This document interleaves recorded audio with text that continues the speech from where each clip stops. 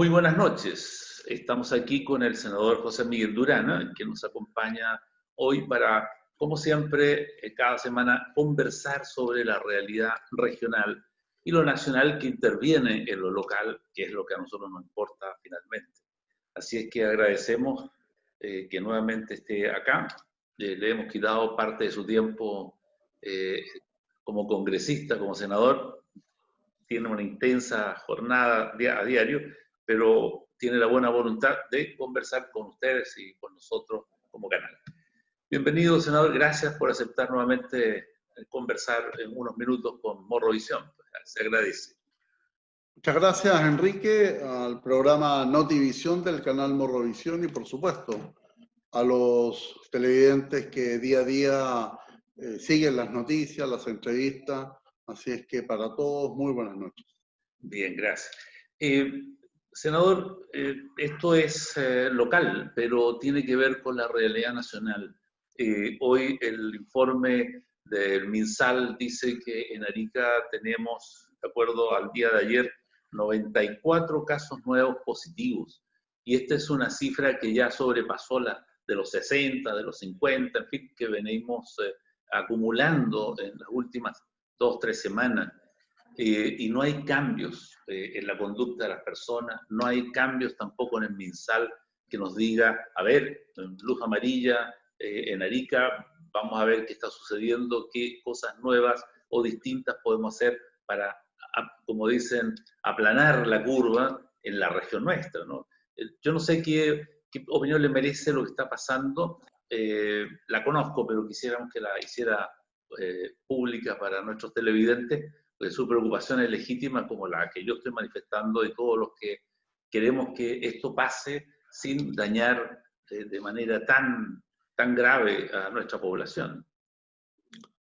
Es una pena, Enrique. La verdad es que de una u otra forma se busca, con el compromiso de los medios de comunicación, incentivar a que las personas guarden debido distanciamiento personal, lavado de manos, cuidado con nuestros adultos de base, con nuestros adultos mayores, enfermos con enfermedades crónicas, cuidar a sus familias, a sus niños. Y lo único que se les pide es que sigan cumpliendo con su labor, pero tengan claro que estamos viviendo una situación muy especial. Hoy día lo conversábamos. Hay una declaración de la presidenta del Colegio Médico muy clara, muy categórica. Mientras no exista la vacuna, no hay normalidad. No hay. Y por lo tanto, las noticias que hemos conocido de un matrimonio ayer en el Valle de Azapa, donde habían 60, 70 personas en una carpa, sin ningún cuidado, la verdad que indica de que lamentablemente la gente sigue estando en 21 de mayo, sigue estando en Colón, sigue estando en las playas, sigue estando en la Feria Dominical, en el Terminal del Agro, como si de verdad no fuera a pasar nada. Yo soy testigo que se hacen grandes esfuerzos por las declaraciones de la doctora del Servicio de Salud, en donde en su dramático llamado manifiesta de que el hospital está ya colapsado. Hoy día se anuncian cerca de 95, 96 personas nuevas de contagio. 94 para ser más preciso. 94. Si bien la política pública se está enfocando a las residencias sanitarias y desde esa perspectiva poder controlar un poco a aquella persona que está en situación de contagio para que no siga contagiando al resto de su familia. Pero irremediablemente esto va a afectar a personas que tienen una inmunidad más débil que otros. Y por lo tanto, esto colapsa el hospital y colapsa las camas críticas y va a terminar también colapsando los equipos disponibles de ventilación mecánica. Tengo entendido que este sábado va a estar el subsecretario de Salud, viene a evaluar la situación en terreno entre otras actividades que va a desarrollar, y quizás terminamos en cuarentena. La verdad es que para mí es la situación más difícil de poder aceptar, porque la cuarentena lamentablemente trae asociado una serie de efectos en el mismo núcleo de la familia, en donde lamentablemente se producen, por la propia capacidad del hogar, se produce un confinamiento mayor, que termina muchas veces en una situación familiar, en una convivencia familiar más difícil. No se puede salir a trabajar, hay mayor control en las calles. Entonces, pero lamentablemente, después de tantos llamados que uno ve, escucha y evalúa, la gente no quiere entender. Entonces uno debiese decir finalmente qué es lo que se aplica. Se aplica que ya no importa, que pase lo que pase y que finalmente el sistema tenga que distinguir a quién se atiende y a quién no. Yo creo que, claro, porque cuando uno está sano y uno se ve fuerte, uno dice, ¿qué me va a pasar a mí? Sí, claro. Cuando le pasa, porque también vimos un testimonio, pues. Si hubo un testimonio de un señor que estuvo con ventilación mecánica invasiva. Sí. Y la verdad es que hasta que a uno no le pase, obviamente uno es indolente con su persona, con los terceros y con su familia. Sí. Y en eso yo celebro la responsabilidad de finalmente las autoridades de gobierno y sanitaria, porque como al final la gente no entiende, y siempre la culpa la va a tener la autoridad, bueno, hay que tomar decisiones drásticas. Sí, a mí se me ocurre que apareció en la población ariqueña, parinacotense, como en el resto del país, una figura de lo que yo llamaría el valiente inconsciente, ¿no? Que lo que refleja aquel que dice, no, a mí nunca me va a pasar nada, que eso no es cierto, no le hagan caso, aquí es una patraña.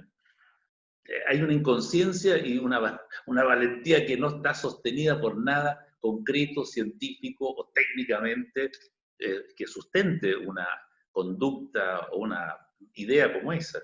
Entonces, claro, contra eso se puede luchar, pero toma tiempo porque es un problema cultural. No se resuelve por un decreto. El decreto lo que resuelve es confinar, ¿no? Se me quedan todos encerrados acá y para evitar mayor daño. Es todo lo que se puede hacer hoy como medida inmediata, eso lo entiendo. Pero bien, esperemos que el subsecretario el fin de semana nos dé un poco más de luces respecto a esa visión que él puede hacer, diagnóstico, y ahí encontrar una salida, ¿no? Senador, antes de entrar en otro tema que es más general, pero que nos afecta igual, pero este en particular me interesa planteárselo de una vez. Esta reserva de escaños para pueblos originarios que está discutiendo el Senado con respecto a los temas que vienen con la posibilidad de una nueva constitución. ¿En qué pie está y cuál es el concepto allí? Porque yo podría decirle, oye, ¿por qué va a haber que asegurarle escaños si ellos pueden juntarse, por ejemplo, todo el pueblo que se considera mapuche o aymara, y proponerse un candidato y sacar tal vez más de un escaño, ¿no? No sé, ahí no me queda muy clara la figura. Sí, la verdad que es un proyecto de ley que se aprobó en general en el Senado. Hoy día, como está el proyecto, la verdad que desde mi personal punto de vista, y es por eso que mañana, entre mañana y el lunes, voy a tener conversaciones con los alcaldes de las comunas rurales, con los consejeros regionales y consejeros nacionales, también del mundo, representantes del mundo de la provincia de Parinacota y del pueblo originario, y también con los dirigentes del pueblo afrodescendiente, y probablemente después seguiré conversando con otros sectores más, porque hoy día, como está la ley, se establece la figura de un distrito nacional de representación indígena. Por lo tanto, en ese Distrito Nacional de Representación Indígena, en primer lugar, entonces, no debería estar el mundo afrodescendiente, porque el mundo afrodescendiente es un pueblo tribal no reconocido por la CONADI. En segundo lugar, que en ese distrito nacional participan quienes, de acuerdo al último censo, se reconocen como indígenas. Más o menos se reconocieron cerca de 2 millones de chilenos, un 12% de la población nacional, dentro del cual un 76% se autodenomina mapuche. Y el resto del porcentaje, obviamente, están aymaras, quechuas, dieguitas y en cantidades más inferiores el pueblo de Rapa Nui y otros. Entonces, cuando tú hablas un distrito nacional y finalmente tú vas a reservar escaños sobre la base de esa cantidad de porcentajes, mi pregunta es, ¿qué representación va a tener el pueblo aymara, el pueblo quechua, el pueblo de Rapa Nui? Porque finalmente es ir a una elección sobre la base de un pueblo que tiene las 3/4 partes del padrón. Sí.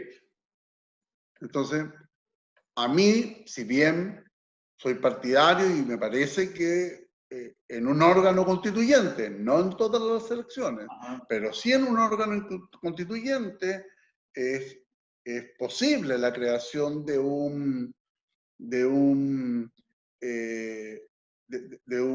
escaños para representantes originarios. Es también necesaria la incorporación de todas las culturas. Porque si bien destacamos y reconocemos la cultura mapuche, Chile es un largo y angosta faja de tierra que incorpora mucha representatividad originaria. Pues a mí no me parece que sobre la base de esta fórmula nosotros seamos capaces solo de construir una representación masiva mapuche y que finalmente no se considere el resto de los pueblos originarios. Por lo tanto, mi objetivo es que finalmente yo quiero ser un senador que esté en permanente diálogo con los distintos sectores representados, al menos en mi región, de tal forma de escuchar de parte de ellos cómo vamos a defender la posición de los pueblos originarios de esta parte del norte de Chile, en donde Arica tiene y se reconoce dentro de la población de Arica cerca de un 37% o 36% de ariqueños y parinacotenses que se autodenominan aymara y también de otros pueblos originarios de este extremo moreno de esta zona. Por lo tanto, voy a iniciar este proceso de diálogo, este proceso de conversación y fundamentalmente de ponerme a disposición con la conciencia tranquila de haber votado a favor de este proyecto, pero en lo particular no lo voy a apoyar si es que finalmente la gente que es representativa de esta zona me establece de que no estarían producto de la fórmula que se vaya a generar, no estaríamos teniendo ninguna representación en los escaños parlamentarios. Claro, digamos, es una fórmula que se basa sobre la mayoría de una, ¿cómo se llama?, etnia sobre la otra, o sea, es realmente poco democrática, por decirlo de alguna manera, no representa. El mundo aymara es un 14%. Claro. Sobre el 76 o 74% del mundo mapuche. Entonces, ¿usted cree que todo el resto de los pueblos originarios se van a juntar para efectivamente cómo vamos a contrarrestar el pueblo mapuche?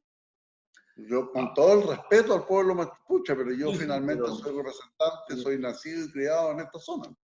Sí, no, suena más a discriminación por ser mayoría, más que participación en la misma condición de cada expresión originaria, ¿no? Entonces... A lo mejor somos capaces de cambiar la fórmula y que nos permita directamente decir, bueno, ok, El pueblo mapuche va a tener X cantidad de representantes y así sucesivamente, uno o dos de acuerdo a los escaños que se puedan generar. Sí. Pero tú comprenderás que finalmente en 155 constituyentes, no sé cuánto se está dispuesto a crecer. Sí. Pues se supone que se homologa la elección de la Cámara de Diputados. La Cámara de Diputados elige 157 parlamentarios, por lo tanto vamos a elegir 155 constituyentes, dentro del cual ya tenemos una primera barrera de entrada que va a ser 50% hombres, 50% mujeres. Entendiendo de que obviamente va a haber una subrepresentación en términos de votación, porque si esta elección de constituyentes se hubiese repetido, por ejemplo, en la parlamentaria, y yo en mi caso de senador, por dar un ejemplo, yo no habría podido asumir. Tendría que haber asumido la mujer que iba en mi pacto. ¿Entiendes? Entonces, eso obviamente que te genera una distorsión importante. Y a eso es la creación de este Distrito Nacional, en donde no solo se incorporó a los pueblos originarios, que dada las distintas culturas, las distintas representatividades, obviamente no es sano, es muy difícil decir de que el mapuche va a interpretar al aymara o va a interpretar al quechua o viceversa.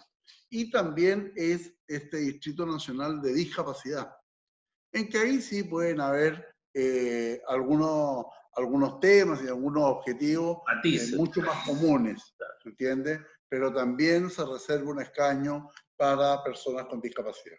Bueno, tarea poco grata desde el punto de vista de que el resultado todavía no está muy claro que se puede alcanzar, ¿no? Por esta idea de imponer la mayoría de un pueblo sobre otro. Pero en fin,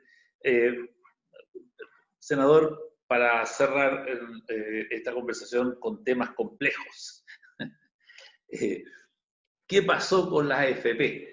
Claro, no está en el ámbito del Senado todavía, pero ya se tomó una decisión por votación de una mayoría que fue suficiente para aprobar el posible retiro del 10% de los ahorros de las personas, si así lo estiman pertinente, dado esta idea de que la pandemia exige fondos, ahorros que no tenemos y entonces hay que buscarlo para sobrevivir a los efectos de la misma, ¿no? En el Senado, ¿cómo se ve esta cuestión en perspectiva? La verdad que estamos siendo muy observantes de lo que está sucediendo. Hay que tener mucho cuidado con el populismo, con la demagogia y con la facilidad con que finalmente una persona puede decir cuánto es mi 10%. En esto hay que ser muy responsable y finalmente uno no se puede doblegar a una presión indebida, porque finalmente uno jura cuando es electo parlamentario por finalmente trabajar, legislar y hacer y siempre poner el interés superior de Chile. Y en esta materia, la verdad que yo quiero ser bastante franco, porque la capitalización individual, tu cartola de capitalización individual es un monto que tú tienes en que efectivamente es el valor de tu cuenta que se está hoy día transando en el mercado de valores. Claro. Y por lo tanto, a mí me gusta mucho la reforma a las pensiones, porque esta reforma a las pensiones traía cosas concretas de vicios que hoy día lamentablemente no están bien recogidos en la actualidad, como es que tú cuando te jubilas, finalmente las expectativas de vida no sean hasta los 110 años, sino que sea hasta una fecha más concreta. Hoy día el promedio son más realista, 81 ¿no? Claro. Entonces, claro, tú finalmente, si tú tu cantidad de plata te jubilas a los 65 años y te la van a proyectar hasta los 110 años, claro, es una mugre, pero si tú finalmente contraes ese valor y si es que tú sobrepasas la edad, finalmente el día de mañana puede haber un seguro que te lo cubra, ¿entiendes? Okay. Entonces, se te puede generar, hay fórmulas que te permiten efectivamente poder subir tu pensión y vivir más dignamente.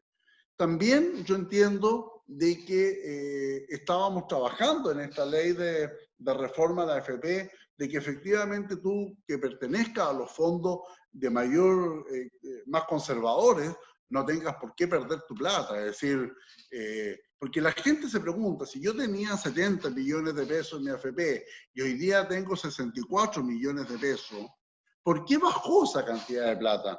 Y esa plata baja efectivamente por las fluctuaciones que tú tienes en el mercado de valores. Claro. Y para tú proteger esa cantidad de dinero, tú lo que tienes que hacer es que finalmente aquellas personas que están cerca de la edad de jubilación, se les ponga un mecanismo legal que impida que tú cuando llegas a una cierta edad, sean los 50 años, que a mi juicio debiese ser, tú a partir de los 50 años, si tú quieres, sigues aportando los fondos más riesgosos. Pero yo como Estado, automáticamente te voy a poner en los fondos conservadores, en que vas a ganar menos, pero no vas a perder ni uno. Yeah. ¿Entiendes? Entonces, ¿qué es lo que sucede hoy día con el retiro del 10%? Claro, yo puedo tener 60 millones de pesos de acuerdo a mi capitalización individual, pero esos 60 millones de pesos, cuando el día de mañana se haga exigible en que efectivamente nosotros tenemos que devolver el 10%, tú no vas a tener 60 millones de pesos. Porque ese valor está en el mercado de valores, está donde se está transando tu plata. Pero cuando tú lo quieres hacer dinero en efectivo, ese valor no es el mismo. Entonces, si bien yo no me cierro al 10%, yo no estoy cerrado al 10% de que efectivamente uno se lo pueda entregar a una persona. Pero yo al menos pongo dos condiciones. Primero, no es para todos. No puede ser para todos. No puede ser para una persona que está trabajando. No puede ser para una persona que está con un seguro de desempleo. Tiene que ser para la clase media. Porque una persona que está con un ingreso familiar de emergencia es porque está en una condición vulnerable y esa persona va a quedar más vulnerable. Claro. Entonces, ¿quiénes debiesen ser? Bueno, aquellas personas que sobre los 50 años ya les cuesta reinventarse, les cuesta conseguir empleo, les cuesta efectivamente poder buscar oportunidades laborales. Y esas personas, tú le puedes dar la oportunidad de retirar un 10%.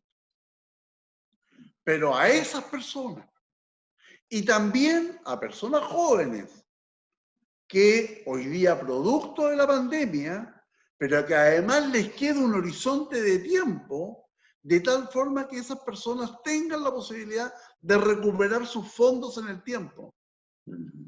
Una persona de 50, 55 años de edad en adelante, lamentablemente ya no tiene tiempo de recuperar sus fondos y por lo tanto, sí, es justo que él pueda llegar con su 10% para que finalmente pueda vivir. O en otra instancia, cambiar el proceso y jubilarlo. Claro. Y darle la pensión. Anticipada. ¿Me entiendes? Claro, pero sin los costos que tienen, es decir, claro, con un pequeño hándicap. Un tratamiento distinto, obviamente, claro. Claro, hoy día hay gente que la pasa mal, hoy día hay gente que la está pasando muy mal, y a esa gente hay que apoyarla porque no le llega ni un beneficio. No le llega ni el ingreso familiar de emergencia, no le llega ni el tema de las boletas de horario, no le llega ni para los trabajadores, ni porque trabaja informalmente, no le llega por ni un lado. ¿Me entiendes? Porque esa persona trabajó toda su vida, tiene su casa digna, tiene su vehículo, pero no produce ni uno. Entonces, ¿pero dónde está el tema? Que cuando tú generas un colapso del retiro del 10%, lamentablemente, y eso es una realidad, si las personas que no van a retirar su dinero, lamentablemente también se van a ver impactados. Porque cuando tú finalmente, porque no es que yo en el mercado de valores está la cuenta de capitalización individual del señor Durana y está la cuenta de capitalización individual del señor Goncalves. Por lo tanto, la única que se va a perder es la del señor Durana porque quiere su 10%. No, la del señor Goncalves también va a ir en el proceso. Porque finalmente, cuando tú quieras hacer dinero el 10%, es el 10% del fondo total. Entonces, lamentablemente, la acción, el bono puede estar valorizado en 100 pesos, pero al minuto que tú lo quieras hacer plata efectivo, lo más probable que eso valga, si démosle un regalo, un 50% menos. Yeah. Y eso, al final, ¿qué es lo que va a provocar? Que yo vea mi capitalización individual, la persona que finalmente quiere su 10%, y vea que de los 60 millones que tenía, bajaron a 30. ¿Por qué? Porque como hubo que hacer plata en efectivo y bajó a 50%, su plata también bajó. Bajó con todo lo demás, claro. Pero obvio, y la mía, que yo no quiero el 10%, también bajó. Sí, claro. Entonces, la fórmula, el guionismo matemático ahí hay que ponerlo. No sé, porque alguien me explique quién paga la diferencia, pues. Sí, el guarismo ahí. Entonces, el día de mañana, esto es igual que el COVID-19. El día de mañana, ¿por qué no decretaron cuarentena si usted es la autoridad? Y el día de mañana va a venir alguien y me dijiste, ¿por qué votaste a favor? Si sabíais que me estabais perjudicando. Claro, claro. Bueno, senador, ha sido muy ilustrativa esta conversación, pero lo importante es que conocemos su opinión, su parada, como se dice, frente al tema, y no está nada resuelto finalmente de manera definitiva. Está todavía detalles importantes por resolver, por acordar, y yo espero, como todos los que esperan que las cosas se abuenen y resulten finalmente en favor de la gente, que haya una solución efectiva para esta época tan compleja, inédita además, y donde todos estamos aprendiendo a tratar de vivir en función de esta presión que mantiene sobre la vida, porque es el tema, ¿no? Es la vida que está en peligro de cada uno de los seres humanos que estamos poblando este país. Así que no es menor. Don Enrique, por ejemplo, y con esto termino, finalmente, ¿por qué no logramos que a esa persona que es clase media, que no puede reinventarse, que no puede trabajar, que tampoco puede jubilar, bueno, que el Estado le preste el 10%, o el Estado le subsidie y otra parte se la presta y usted se la devuelve finalmente como si estuviese devolviendo? Y si esa persona ya no va a trabajar nunca más, bueno, al final lo ajustamos, claro. Pero ayuda a la persona sin provocar daño al tercero. Porque aquí lo que estamos haciendo es ayudar a la persona provocándole daño a los terceros. Bueno, terribles decisiones para tomar ahora, pero ojalá que sean asertivas y se resuelva bien. Estimado senador, encantado de haberlo tenido esta vez de nuevo en el canal y espero que la próxima semana podamos seguir conversando de temas tan importantes como este. Muchas gracias, Enrique. Muy buenas noches. Disculpa que uno se termina como emocionando en el tema. Bueno, es que bueno que se emociona, porque de eso surgen las convicciones finalmente. Bien, nos vemos entonces, que esté muy bien, ¿eh? Muchas gracias. Bien, gracias. Vamos a unos comerciales y luego más noticias en Notivisión.